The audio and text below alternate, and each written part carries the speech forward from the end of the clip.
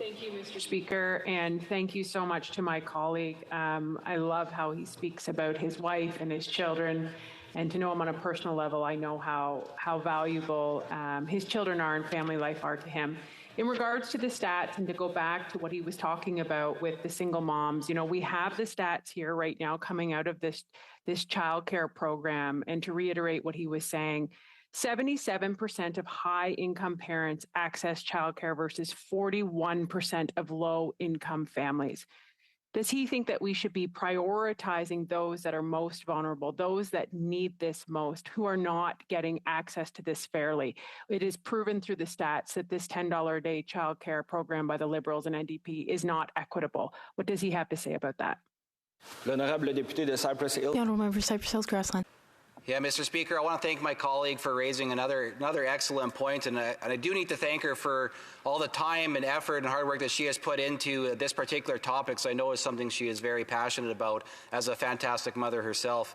You know, when the government is designing and developing programs, that's who it should be targeted to. That it should be looking after people who are the most vulnerable, people who are the most at risk. So when we hear alarming statistics like that, the people who this program should be geared towards are struggling to even find a space, let alone access into this program, that's very alarming. You know, and it's also, there's other government policies out there that disproportionately affect and impact single mothers. One of them being the carbon tax, and also the clean fuel standards and the clean electricity standards that the government is putting forward.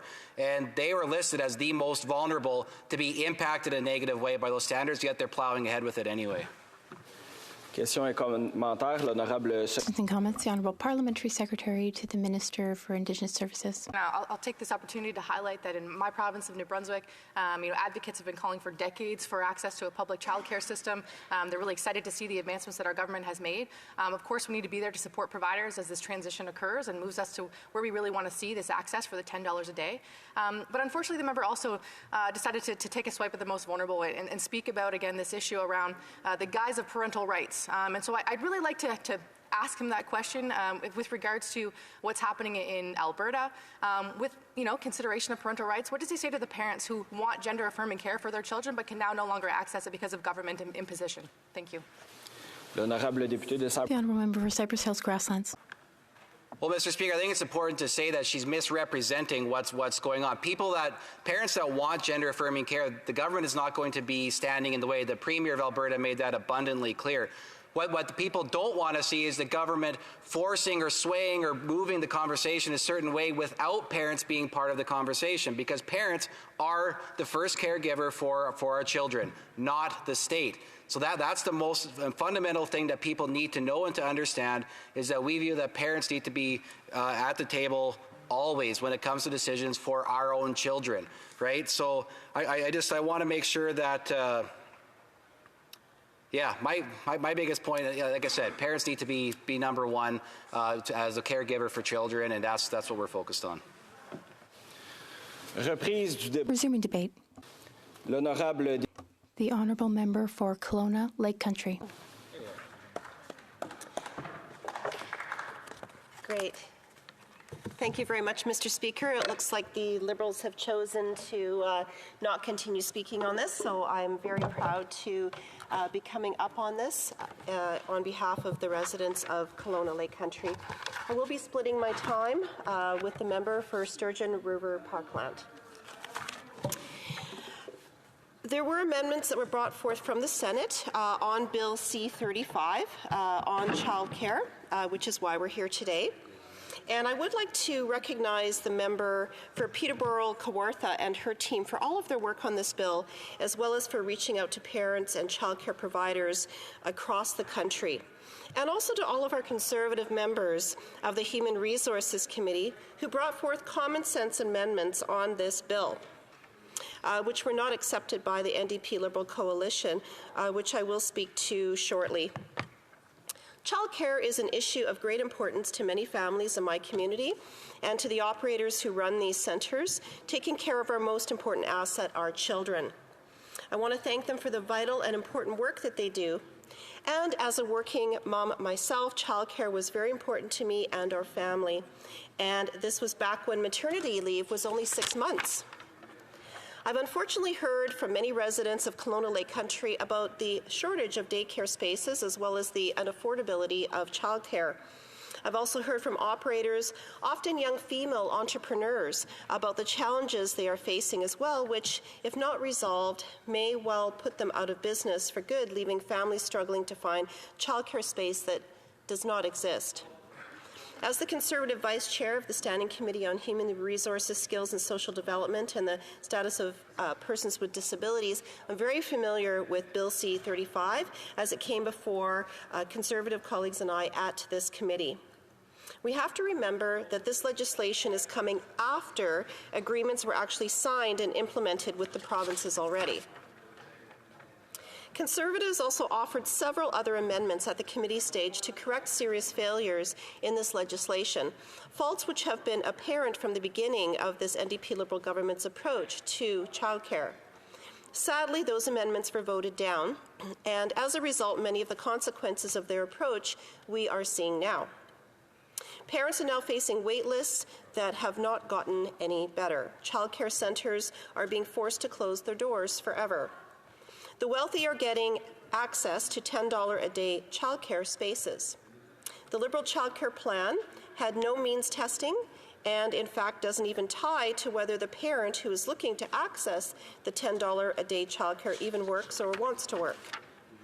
Let us look at the numbers. A Fraser Institute report published just this month showed 77% of high-income parents access childcare compared to 41% of low-income families.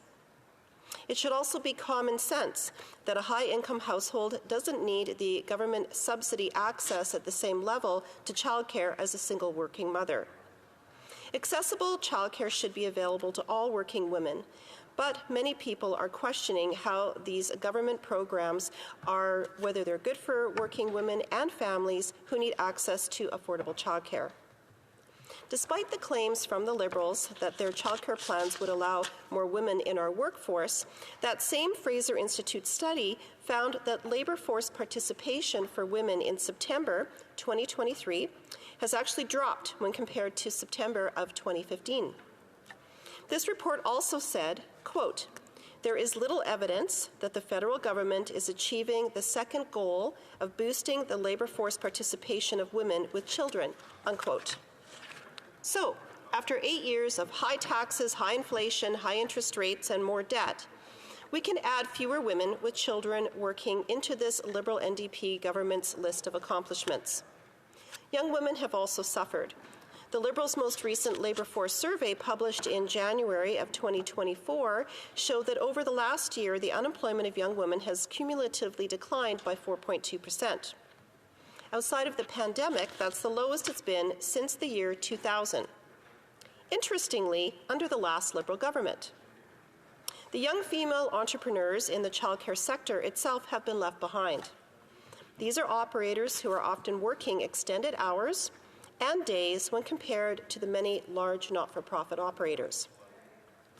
Even if they are fully licensed from the provincial government, they operate in and follow all provincial regulations.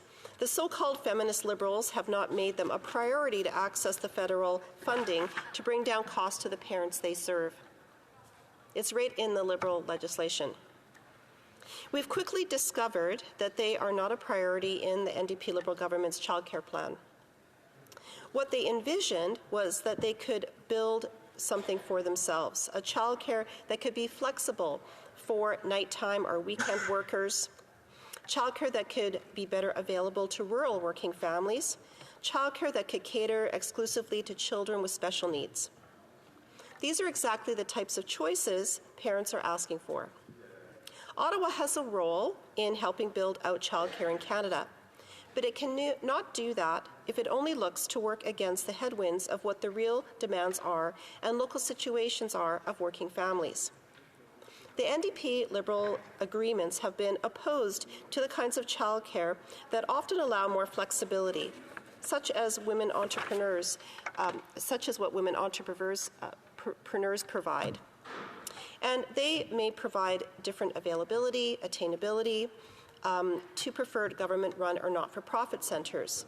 And if these operations do have challenges staying open, the numbers of childcare spaces will actually decline. Now, this is not the fault of any childcare worker or any organization in the childcare sector, whether it be private, public, or not-for-profit. It's the fault of a badly designed government program. I met recently with a well-run not-for-profit childcare center in my community. This experienced operator was equally frustrated with the system. She talked about the bureaucracy that's been created, making it very difficult for both her organization and parents to wade through. The facts are that since the Liberal government started this childcare program, we have seen fewer children in childcare in Canada. According to Statistics Canada, the number of children under the age of 5 in childcare fell by 118,000 between 2019 and 2023, a decrease of 8.5% nationally.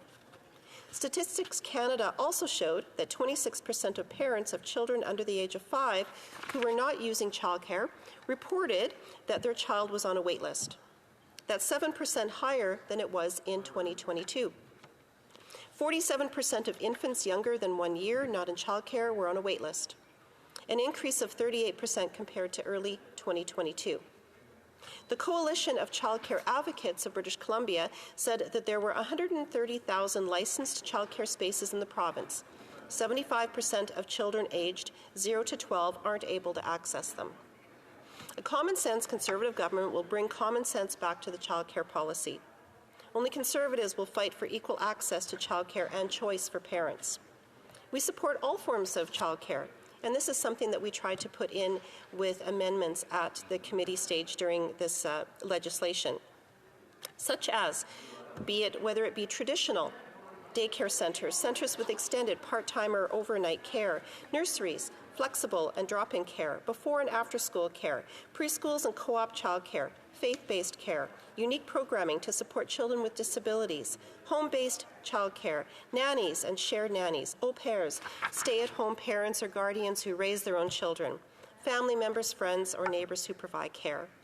This NDP Liberal government has only brought cost, crime, and crisis to families. After 8 years of this Liberal Prime Minister, housing prices have doubled, food bank usage is at its highest, violent crime is up 32%, and inflation is creating financial anxiety.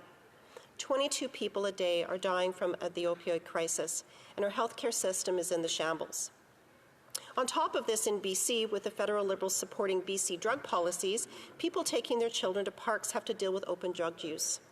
I talked to a childcare provider recently who told me they walk their kids to a local park, often to play, and though they scan the park before the children play, they're often terrified that they may have missed something because they often find drug paraphernalia. I do have quite a number of articles over the last month. I will just reference a couple because I know that I'm running out of time. First of all, Castanet. A provider says Kelowna childcare crisis being amplified, not helped by government fee program. We've got here Edmonton daycares closed due to protests. We've got childcare costs are dropping across Canada, but some families are still waiting years for spaces. And it goes on and on. This is just these are headlines over the last month. Conservatives will honour the existing provincial childcare agreements. However, we will work towards fixing what the government has broken so that parents will have the choice and flexibility that this NDP Liberal costly coalition has not allowed. Thank you, Mr. Speaker. Questions et commentaires. Questions and comments?